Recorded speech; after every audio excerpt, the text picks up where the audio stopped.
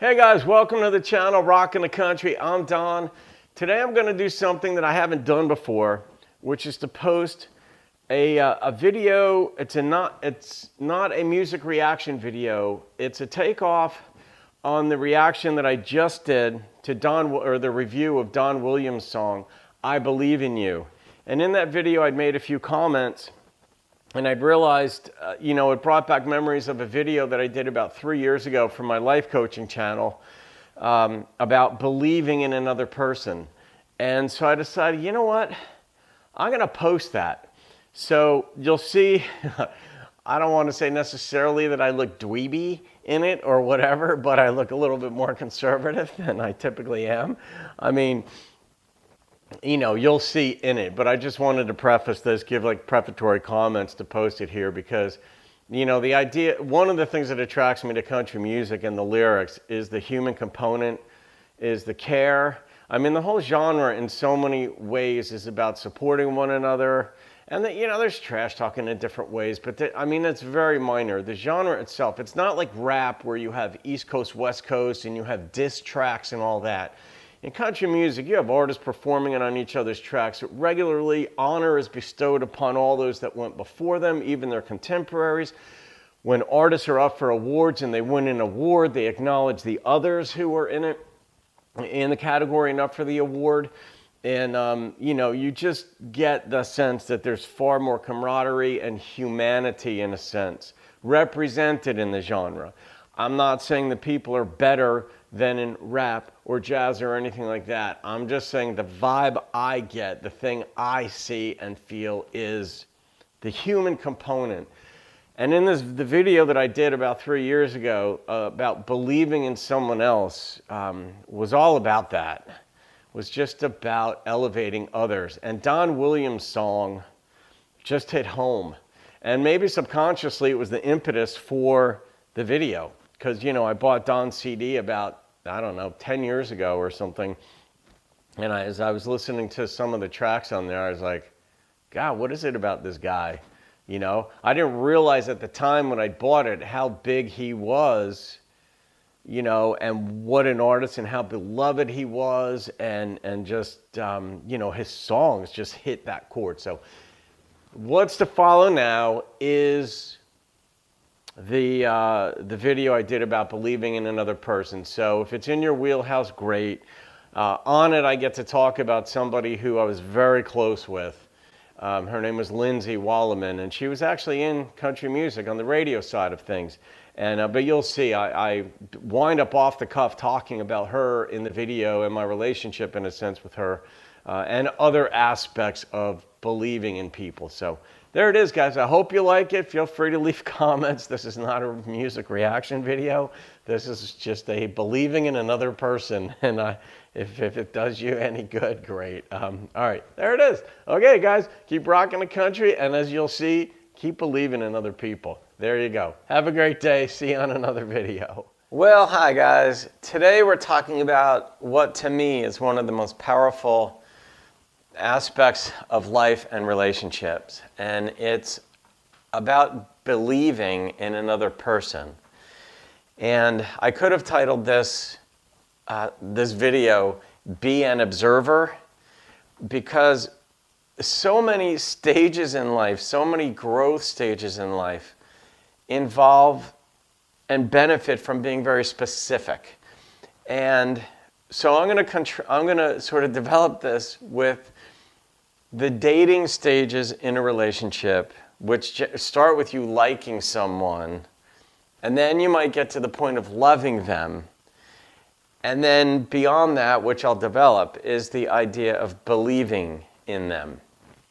And through the course of life, my life, I've noticed when someone else believed in me on something, it made a difference in just how I was. And I noticed the same thing in other people.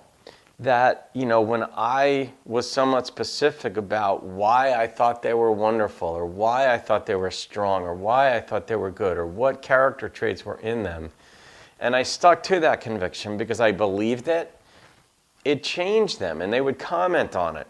But let's do this. let's go back to the dating stage. Let's say you're taking a girl out to dinner, or a girl, let's say you're going out with a guy and it's one of your first dates. But guys, I'm going to orient this one toward you, let's say. But it applies equally. But let's say you're going out to dinner, and guys, you like the girl. And at some point, let's say you're dating and you both like each other. And you tell her you like her. And she might come back with at some point, and almost guaranteed she will, well, what do you like about me? And you're probably not going to be prepared for that unless you're seeing this video, so be prepared for it. But you'll be like, oh, well, you're special, or you'll say something generic. And then the next time you go out to dinner or you're talking or whatever, and you tell her you like her, she might come back with the same thing. Well, what do you like about me? And that's your time to be specific. Like, that's where being an observer of what you're thinking, being an observer of what you're feeling, being an observer of what you're seeing in the world, and in this case, in the girl that you like, comes into play. Because it isn't enough. At first, to tell someone you like them is enough. But then it helps to identify what it is do I like about you. And then, now, let's say you're out to dinner, and let's say this takes place at dinner, and you say, what do you like about me? And you have no clue.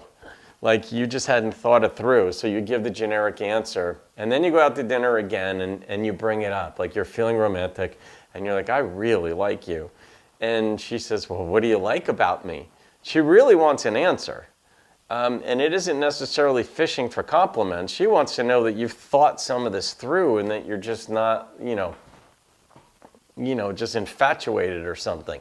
So there's more to it than this. And if you still don't have an answer, the waitress might come up and say, can I get you anything else? And if it's a waitress, not a waiter, she'll know that she might recognize that, wow, the look on the girl's face here says this guy's clueless right now, because there's like a girl lingo in case you didn't know that. So all that aside, which is kind of humorous, let's say the dating stage goes to the next level. And let's say you fall in love. And the first time you tell her you love her and she tells you she loves you, she still might ask you at some point, what do you love about me? But what do you like about me is more likely of a question. But love is kind of normal. It's actually kind of easy to fall in love. Staying in love might be a different issue, but falling in love is kind of easy. But what I'm going to go at now is that what is very rarely explained is the value of believing in someone. To me, in life, loving someone sets the stage for you to begin to really start to believe in them and speak to what you believe in that person. The things that you see specifically that makes that person so desirable, so attractive to you that you want to spend your life with them. And that next stage is believing in them. So that is what will strengthen somebody. That is what will create a fabric under them.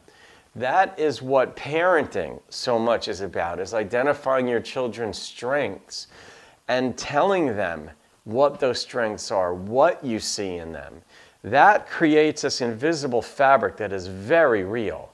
Saying I love you is important, and it is a nice thing to hear, and it's a nice thing to say.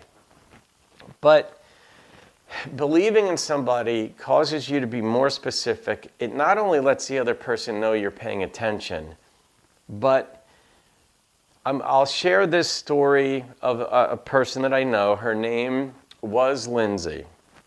And this is what really got me thinking on this, because I've had a number of people, in my life thank me for believing in them for something. And I don't make it up. I only tell somebody that I believe something about them if I really believe it. And sometimes I'll say something generic, like you're wonderful or whatever, and I believe that. But if I don't know them well enough, that's as far as I can go.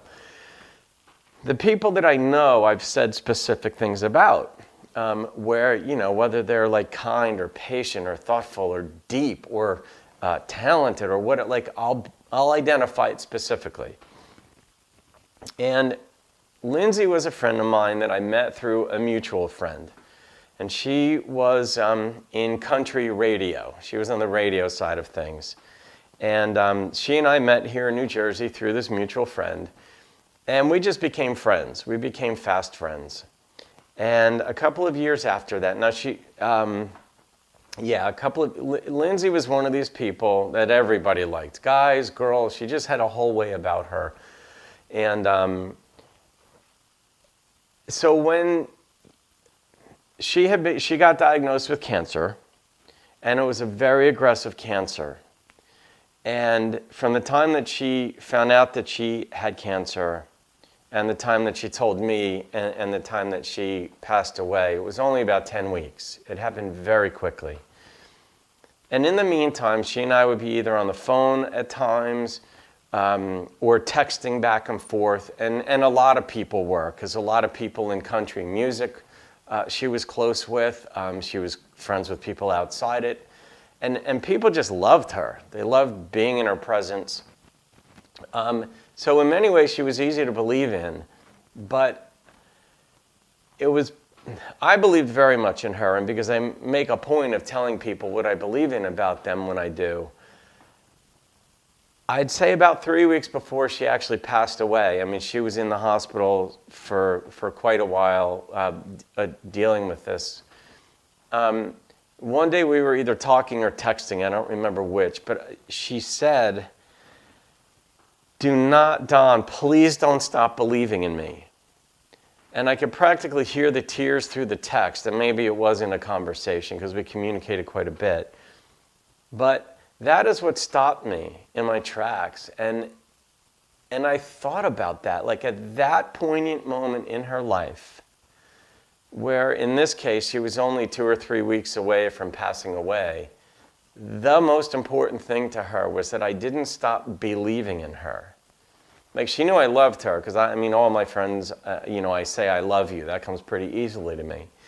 But I would share with her very specific things that were just amazing about her, because she really was an amazing person. So over time, I've reflected on that a lot, that the most important thing to her was don't stop believing in me. It wasn't don't stop loving me, don't stop texting me, don't, whatever. So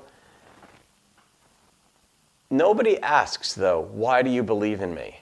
They might ask, why do you like me? But I don't think we're schooled well enough until we're in the presence of somebody who believes in you and tells you it.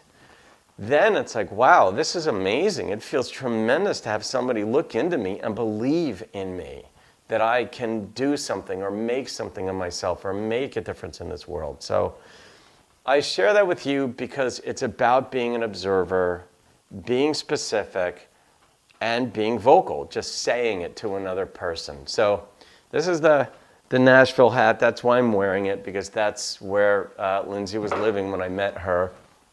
And she was very connected to country music. All of that said, go beyond like, love, go to believe, and then get specific. And do that with your children, do that with your friends, definitely do it with your spouse. It just makes everybody stronger and better.